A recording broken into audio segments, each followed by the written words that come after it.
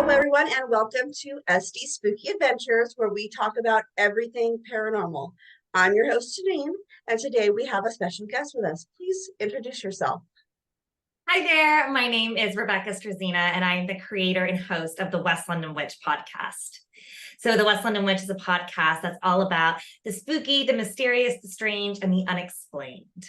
We are so excited to have you on today and have you share some of your spooky stories with us. Well, thank you for having me. I'm so excited to be here, and it's so nice because it's Halloween time, and I thought we could share some spooky stories to get everyone in the Halloween mood.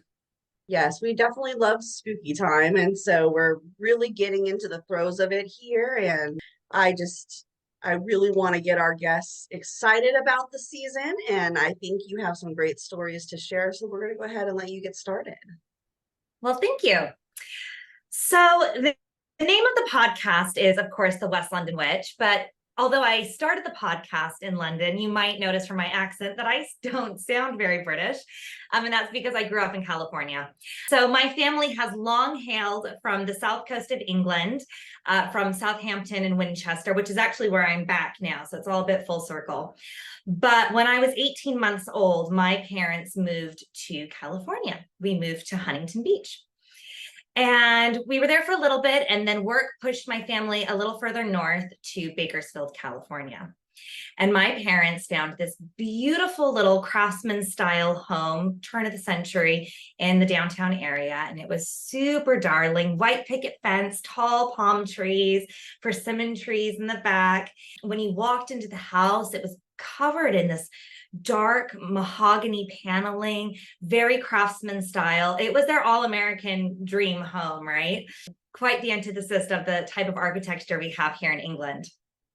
And it was my mom and dad. I was about 3, and we had a little poodle at the time that my parents had before me. He was their firstborn, named Busta. And we moved into this house in Bakersfield. And it was interesting because we moved in end of summertime. And it's very, very, very, very hot in the Central Valley, 110 degrees. But that house was very, very cool, disproportionately cool to outside, which was a lovely reprieve, but it was eerie. Activity in that house started day one. The little poodle and I, Busta, we were best friends. We slept together every night. I learned how to walk by pulling myself up with him and walking along. And the first night it came to go to bedtime, and he refused to go into my bedroom. He refused to go in the room. He refused to sleep in there. My parents kept picking him up, physically taking him in the room, and he kept running away. And it's the first night in a new house. There's been a lot of change recently. We've only been in the country about a year. So, on top of all the emigrating, which is so difficult, and back in the early 90s was even more difficult. We've just moved house. It's all strange. So the dog is acting weird. No big deal. However, that night, my parents heard this crash, and they came running into my bedroom, and I was sitting on the bedroom floor crying. And they said, "Oh, you must have rolled out of the bed." And I said, No. A witch pushed me out of the bed. A witch pushed me out of the bed. And my parents were like, "Oh, that's strange." But once again, the dog's acting weird. The toddler's acting weird. This happens when you move house. However, it happened every night. So it started to get a little draining. The dog refused to walk down that hallway to my bedroom, never came in my room, didn't sleep with me anymore. Busta also was having these seizures, and toy poodles get seizures. Busta had seizures here and then, but as soon as we moved into that house, he was getting seizures all the time. And he had this massive 14-minute long seizure in the dining room of that house. And my mom was deeply, deeply upset. We're a big animal loving family. And the vet didn't really know what to say. He was on medicine and whatnot, but there wasn't really much more to be done. It was just deeply upsetting to see how he was so affected by being there. But it could have been coincidence, right? We didn't, you don't really know. In that house, the kitchen window looked into the backyard, and my parents would be washing dishes, and they would feel this overpowering feeling like someone was standing in the doorway behind them, watching them. And they would turn around, and of course, there's no one there. And this went on and on and on. And it was kind of durable when there was other people in the house, but it was really frightening when there was no one home and you knew there was no reason to feel like there was someone behind you. So things in this house were strange, and I was acting strange, and this whole going to bed thing became a really big issue. And every night it was like a pantomime. My parents had to go into the room and do this whole song and dance. They'd open up the closet and my mom would go, Captain Hook is gone. The pirates are gone. Maleficent's gone. It's all good. There's nobody here. You can go to sleep. Night night. It's all good. And every night I would cry and I would cry and I would cry. And I would tell my mom that there were evil people in my room. There's evil people in the room. I don't want to go to bed. There's a witch in the closet. There's evil people in the room. And this went on for so long. I actually remember my mom taking me to the doctor and saying, we got to go to sleep. Like, this is not okay. And the doctor said, well, she's in a phase. It's just a nightmare phase. And my mom was like, it feels like more than that. She keeps saying there's evil people in the room. And the doctor said, well, is there anything scary in the room? And no, it was a beautiful house. It was a beautiful, darling little girl's bedroom. And my mom said, no, it's all very normal. And the doctor looked at her and said, well, do you think there's something more going on in the house? And my mom said, thank you very much. Take care. And took me home. And it started to dawn on my parents that this all felt a little too coincidental. These overwhelming feelings of dread, the feeling like you were being watched, me crying all the time, the dog acting weird. It was all very strange. But also at the same time, we were newly immigrated. You know, money was so tight. Homesickness is so real. Those first few years when you immigrate, I know myself from doing it, they're awful, they're horrible. And this was before the time of, you know, Facebook and internet and cell phones. This is the time where you're waiting to have a $2, you know, a minute landline call from grandma. You know, it was hard times. But after about 4 months of living in the house, my parents said, no, we can't do this anymore. And they bought a house, another house still in downtown Bakersfield, a really cute little 1930s house. And it all went through at Christmas time. And so on Christmas Eve, we were moving house. And so my mom and me and the dog are at the new house, unpacking, setting up a Christmas tree, like all this crazy stuff on Christmas Eve. My dad goes back to the other house and starts tidying up, making sure it's all nice and fresh and clean for the new owners. And he's in the kitchen, he's wiping stuff down, and he feels like someone's watching him. And so he turns around and he looks, and in the doorway, there is a full-bodied apparition of a woman staring there, watching him. And my dad said he dropped the keys on the table, went out the back door, jumped over the back fence, and drove to the new house, which wasn't that far away, but he still had to drive. And my mom says he came through the door and he was sheet white, he was shaking. And she was horrified, like, what's happened? Are you okay? She was terrified that he drove in such a state. And he said, I saw this woman standing in the house. And this was all very strange, but you know, that's where we thought the story ended, until my uncle had sent the Christmas presents to the wrong house. We moved at Christmas time. He sent the Christmas presents to that house. So in the new year, my mom goes to the house, knocks on the door. Hey there, do you have our Christmas presents? The woman was really lovely. She didn't know who we were. She didn't know where we moved to. So she just sent them back to England. But my mom's kind of peeking through the door and realized that they were doing a big renovation on the house. It needed quite a lot of work. And the woman kind of catches my mom having a look, and she says, do you want to come in and see the work we're doing? We're doing this big makeover. My mom said, absolutely, I'd love to. So the woman takes my mom through the house. She's restoring it beautifully. Lots of time and love and money is going into this house. And she sits my mom down on the sofa, makes her a cup of coffee, and they're chatting. And this woman looks at my mom and goes, you know, this house is haunted. And my mom doesn't know what to say, because the last thing you want to tell someone who's just bought the house and is doing it up is, oh yeah, no, we thought it was haunted too. So very diplomatically, she goes, well, it wasn't a very happy house for us. And she said, no, this house is haunted. It's totally haunted. But the ghosts like us. But there is one strange thing. My 3-year-old is sleeping in one of the back bedrooms, and every night he complains about evil people in his room. And my mom's jaw dropped because it was the exact same terminology as I used. And for toddlers, that's a really weird turn of phrase. And my mom said, well, to be honest with you, our daughter didn't like that bedroom either and complained of evil people and a witch in the room. And that was kind of the end of it. We thought, no, this is where the story ends. But Bakersfield is, we call it the biggest little town in America. It's 1 degree of separation. And when I was in high school, I was doing a play, and we were all in the basement of the theater telling scary stories. And someone said, hey, Becca, didn't you live in a haunted house? And I told the story that I just told you. And at the close of it, this kid looks up, absolutely sheet white, and he goes, I'm the little boy who slept in the back bedroom after you. My parents owned that house.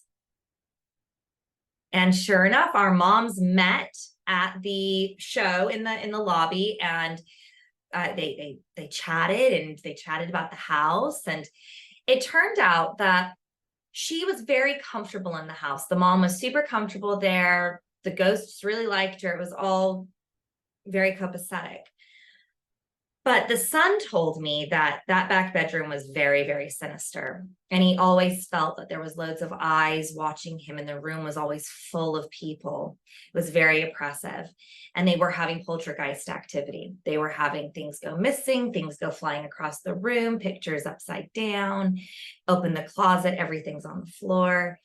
And I think a mixture of outgrowing the property and the property, having its own opinion, they moved. But the mom kept the house and turned it into her law offices. And that was all fine until she hired staff to come work in there with her. And then the poltergeist activity really ramped up again. And the staff were very, very fearful.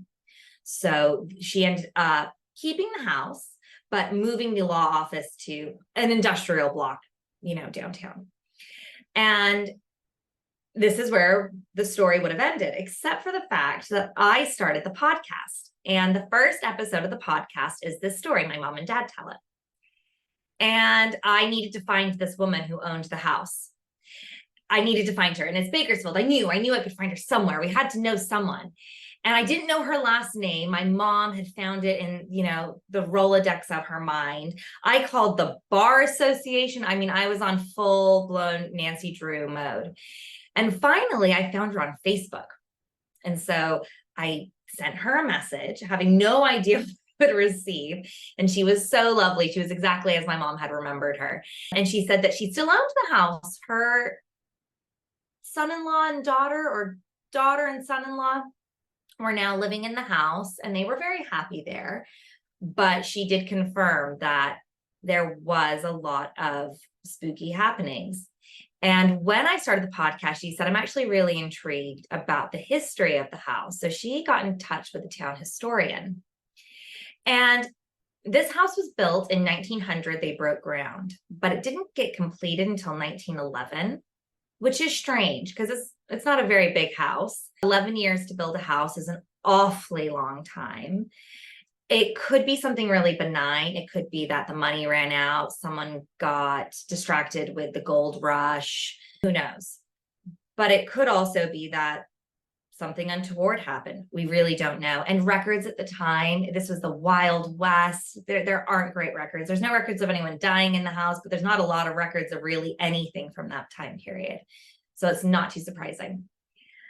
And I don't know if it's the house, but the land would have all been farmland. And of course, prior to any white settlers, it would have belonged to the Native Americans, to the indigenous people, to the Chumash. And so it could be something connected to the land and have nothing to do with the structure of the house. It could just be a coincidence. I don't know.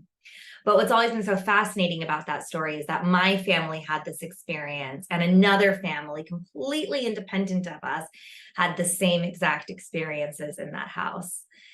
I asked my mom and dad, would you ever want to move back into it?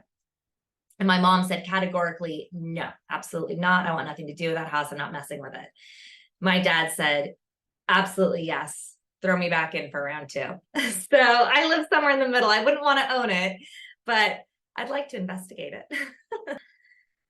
Yeah, I mean, and for you to be as young as you were when you moved in to have those memories says something. Because I started having visitations when I was 18 months old, and I remember things from being that age, which is pretty uncommon for most people. So I just find it interesting.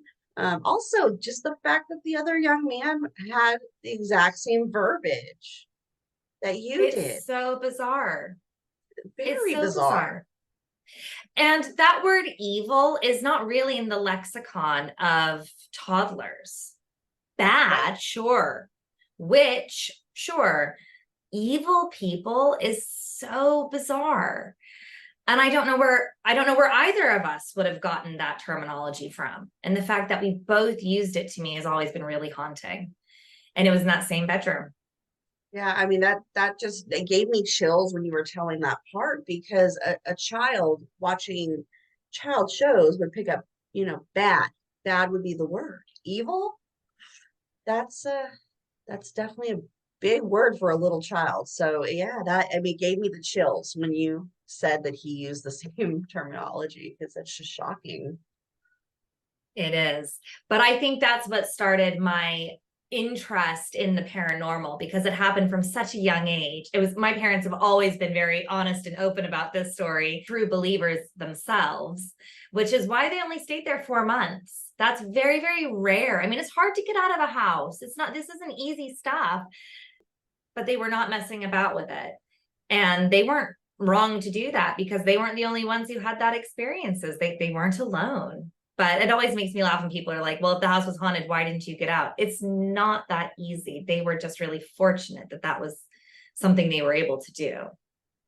Yeah, because you have to be able to first of all move everything again, which moving is quite a hassle, but then to resell the home. And if you're on a tight budget and you can't sell the other home, where are you supposed to go in the meantime? It's definitely not that easy to get out. No, they were highly motivated. I think, and it is hard. I did ask my mom as well. I said, why did you let me sleep in the haunted room? Why did you let me stay there? And she was like, there was nothing scary about the room. The room was a beautiful room. It had all of your things in it. When you put your children to bed at night, you're worried about mold, asbestos, is the window open? You're not worried about ghosts in the closet. These are not things that you're going to be concerned about. And so that although she really did begin to believe me, my mom was very, very much aware that things were not right in that house. Both of them were. There's so many things that you do explain away, especially when you've just immigrated countries and my mom had to go back to university to get another degree because her nursing license didn't work in that country. And there's so many bits and pieces that are factor into it, and it's such hard work. And the last thing that you need on your plate is the paranormal. You got enough problems. Right. My kids, we grew up, or they grew up in a house that was pretty haunted, and we lived there for 20 years. But if nothing physically is harming your children, you kind of want to chalk it up to the fact that, kids, they're experiencing new things and they could have fear behind that. Or maybe it was something they heard at school that day, or maybe something they saw on TV that gave them, the willies. But if they're not physically being harmed, you do, as an adult, try to explain everything away. Where kids are just innocent, and what it is what it is. Yeah, as a medium, I knew that the house was haunted that we were living in, but I also knew that what was in there wasn't going to harm our kids. You're not a medium. What are you going to do? Now, on the flip side of this, our dog, interestingly enough, when we moved out of that house, his seizures stopped. So the seizures stopped, and the first night we were in the new house, he was back in bed with me. Whatever was in your room, dogs are very sensitive They're animals very know. sensitive. Yeah. So it was interesting that as soon as we were out of that house, he was back to normal. Him and I were best buddies again. jumped up in bed with me very first night, no problems. So that was the first thing that alarmed them, because before anything, it was the trying to get the dog into the bedroom. And that when that didn't happen, that was the first, ooh, that's odd. And it really did all spiral from there. Really did Something's all go definitely not downhill right from when there. the animal doesn't want to be in that room. Yeah, I mean, that kind of brings us to this house that we're currently living in, because we live in a, not entirely sure on the age. I think it's pre-Victorian. So we're talking 1820s cottage in southern England, kind of in the countryside. And this house is in a really, from the outside, it looks like the quintessential witch's cottage in the wood. It looks very, very spooky. The confirmation bias is definitely, oh, it's haunted. It sits on a ley line, and there is water on all four sides of it. There's a chalk stream that runs kind of all around this area. And then our closest neighbor to the right is an 11th century church and graveyard. And I don't know how far that graveyard extended over, the past 800 years. I'm not entirely sure where it stopped. And England is notorious for taking down the headstones, but leaving the bodies. There's a lot of people who die here, and there's not a lot of space. You can fit like 4 Englands inside of California. So there isn't a lot of room. And I'm in my basement studio right now. There could be coffins on the other side of that wall. I don't know. I don't know what they excavated to put the footprint of the house down. But when we first moved into this house, it was all very weird. It was the height of COVID. We were like, we've got to get out of London. We got to get out of the city. We got to get to the country. So we moved into this house essentially sight unseen. The guy who was living here didn't want, and I totally understand this, he didn't want people going around his house. I totally get that. He didn't want anyone going in any of the rooms, which was a little problematic. So we could only go in the hallways and peek through. So like we'd never stepped foot in any of the bedrooms when we moved in. We didn't know we had a laundry room. We found that out the day we moved in because we hadn't walked around it. I mean, we were going crazy. I really wanted to see this basement space because it said on the listing it had a basement, but I didn't know if it was a basement or just a little coal hutch. I didn't really know. He did not want us to come into the basement. And the only thing in this basement was a rocking horse in the corner, and none of the electrics worked. So we had our flashlights out looking at the rocking horse. We're like, oh my God, this is terrifying. But move-in day came, and our dog, we have a little cockapoo named Nala Rose, and she ran into the house, and the energy in here was weird. It also sat empty for a while. He had moved out. We were still coming from London, so it had sat empty. And I always think that houses that sit empty feel very, very strange. But we came in, everything felt kind of weird, but Nala ran upstairs and was happy as can be. As long as my dog is happy, I am happy. It's all good stuff for me. And we did a lot of work to the house the first year we were here.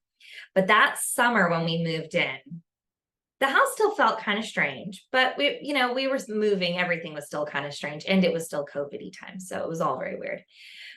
But I needed to do some work on the podcast. And I was actually working up in my husband's office upstairs. And I couldn't really get into a space where I was feeling creative enough to get working. West London Witch is a long form narrative podcast. It's not a chat show. So it takes a lot of creativity to make the narratives work and everything. And I just couldn't get inspired. So I was like, you know what? Open up all the windows. It was a beautiful sunny day. I'm going to sage the house, just kind of neutralize the energy, create a creative space, and get to work. So I did this. I sit down in the office. No one was home. My husband was in London for the night working. He wasn't coming home that night. It was my first night in the house by myself. And I love being home alone. It's fabulous. But this was the first time. And since no one was home, I edited with the sound up without headphones on. There was no one here to bother. And as I'm sitting there editing, it came to the point in the episode where the guest says, I'm the woman who's buried in the basement. And as that clip happens, the 2 wall sconces on either side of the computer, this one on the right, starts flickering and flickering and flickering and flickering. And I get my phone out because I had just had the electricians over the week before, because we are not moving into a cottage from the early 1800s that has not had the electrics checked on it. I'm a Californian. I'm terrified of fire. And so I get my phone out to videotape it because they had given clean bill of health on all the electrics. And I had specifically asked about these wall sconces and they said they were fine. So here I am with my phone. I'm videotaping to prove that you did not do your job, electricians. And as I'm videotaping this, feeling very high and mighty, I look down at my dog, who is 4 on the floor, staring, wide-eyed, jaw dropped, shaking. And I look at Nala and I look at the light, and all of a sudden the room is absolutely freezing cold. And it's the middle of summer. All the windows are open. And it's freezing. And I put the phone down because I realized I don't think this is electrical. I pick Nala up. She's hugging me tremendously, terrified. And I just kind of say to the room, is there someone here? If so, make the light turn off. And the light turns off and the light turns on. So I grab my phone. I do it again. And in the video, you see the light turn off, then it turns back on again. So this happens about 3 times. And then I just got really scared. I got really, really scared. Nala is like shaking in my arms. And I just say, you can turn the light on and off, but I don't like this like weird buzzing thing, this intermittent buzzing thing you're doing. That's really scaring me. Please don't do that anymore. And all of a sudden the light turned off, turns back on again. And the room feels like apologetic. The room feels like, oh my goodness, I'm so sorry. My bad. I'm really sorry. It was really weird sensation. And so I just kind of said, I'm going to go downstairs. I'm going to make a cup of tea and I'll be back because I got to do some work, but I'm going to go downstairs. I go downstairs, I make a cup of tea. I call Kyle. He's like, ooh, that's really spooky. Are you going to be okay there tonight? I'm like, well, yeah, we live here, so I have to figure it out. But I go back upstairs. The light it was on when I left the room and it was now off. The switch was on the off position, but the switch was on the off position the entire time. It's one of those twisty, turny ones. And you can see it in the video. You can see that there's no way anyone's touching it because the switch is right underneath the sconce.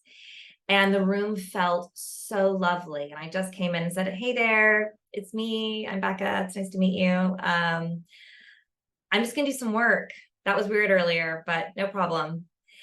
And that was the first strange thing we had happen in this house, but we have had many more since then. But I never understood, because living in that house as a kid, which was scary and it was dark and it wasn't nice, when people would say to me, and I talk to a lot of people with haunted houses, would say, oh, my house is haunted, but it's not scary. I never understood that because we lived in a haunted house and it was scary. It was so scary, we left after 4 months.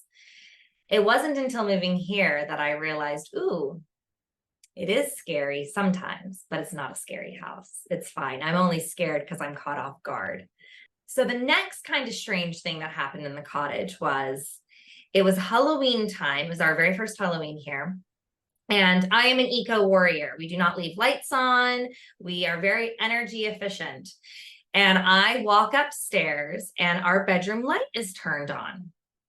And I was home alone and I thought that is very odd because I know that I did not leave that light on.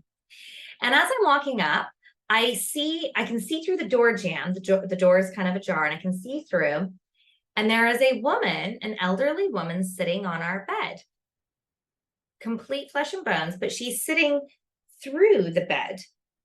And she's looking out the window.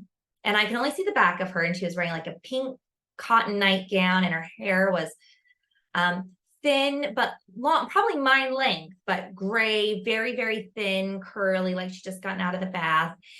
And I'm standing there looking at her through the door jamb, and she felt confused, like she didn't know where she was or why she was. She's looking out that window that looks into the churchyard, almost like she's ended up here.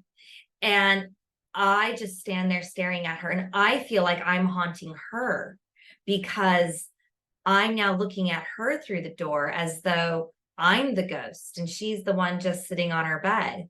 And she goes to turn around, which absolutely terrified me. I jumped backwards, hit my head on the door behind. And of course, then she was gone.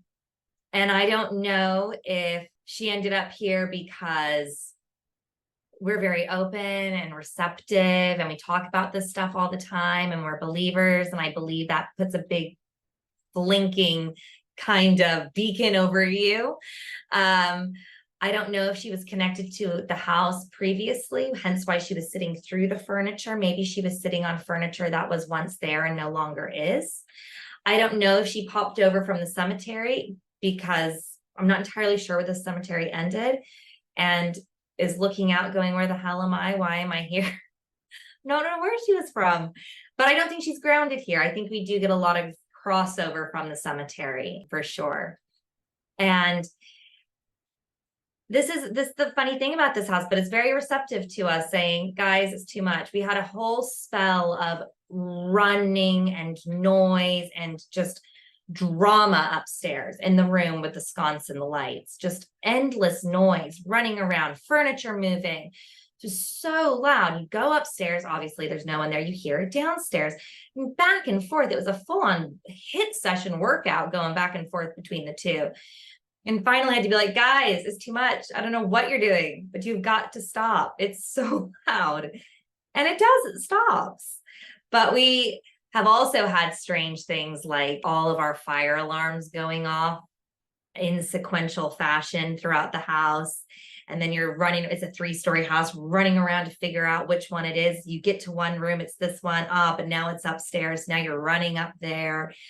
Fire alarms going off at 3 a.m. That we had a big spate of that last year. We changed, I called the fire department out and said, you need to change all of our fire alarms. I cannot do this anymore. And they were still going off 3 a.m. on the dot.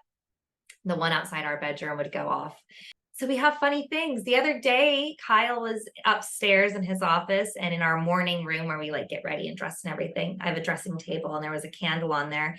And Kyle just heard it fly off the dressing table and smash on the wall. No one's in there. Nothing's going on. We don't have earthquakes. It's England. Strange things, but it's not scary. And long may that continue, because my worst nightmare is being afraid in my own house. That is my absolute worst nightmare. So I pray that it all stays very copacetic. Well, I think too, with you being open and talking to them and telling them like what feels okay to you and what doesn't feel okay, kind of gives them a little bit more respect than, how some other people might handle it. I genuinely believe that when you live in a house as old as this, you are merely an ambassador of it. This house has stood a lot longer than I will ever be on this earth, and it will continue to be on this earth a lot longer than I will ever be on it, hopefully. So you never, ever, ever have ownership of a property like this. You are merely a steward of it for a short amount of time. And so I think that you have to be respectful of that, because you are living among goodness knows who else came before you, and the house has its own energy as well. Very respectful of that, but also you have to have those paranormal boundaries as well. And I know it sounds cliche and I know it sounds stupid, but there are certain times of the year where it really kicks off, and it's definitely around kind of all those equinoxes. We really see a spike in energy, but we know it. We know it's coming. We know what it is. We know what to say to it. So it is a very spirited house, but it's not scary. It's the antithesis of that house that I grew up in, for sure. Yes, well then that's the type of haunted home anybody's going to want to live in, opposed to the other. Well, thank you so much for having me on tonight. I really, really appreciate it. And if any of your viewers want to come and listen to some scary stories, you can find the West London Witch for free wherever you listen to podcasts. We're on Apple, Google, Spotify, anywhere we are there. If you have a spooky story that you'd like to share with us, I would love to hear it. So always feel free to send me an email at thewestlondonwitch@gmail.com, or find us on Instagram and Facebook at the West London Witch for some more spooky stories. I just can't thank you enough for having me today. It's been such fun. Yes, thank you for coming on. Your stories were very interesting, and I'm sure you have others. So at some point in time, we'll have to do a part two with you so you can share some more of the spooky stuff that you've experienced throughout your lifetime. Oh, I would love to do that. It'd be super fun. Thank you. And definitely check out her podcast, the video coming up or an audio coming up, where I actually hosted on her show as well. So if you want to check out some more, I'll get those links over to you guys as soon as it's up. For now, stay spooky, my friends, and thank you for listening to SD Spooky Adventures podcast, Janine and Friends. Have a good night.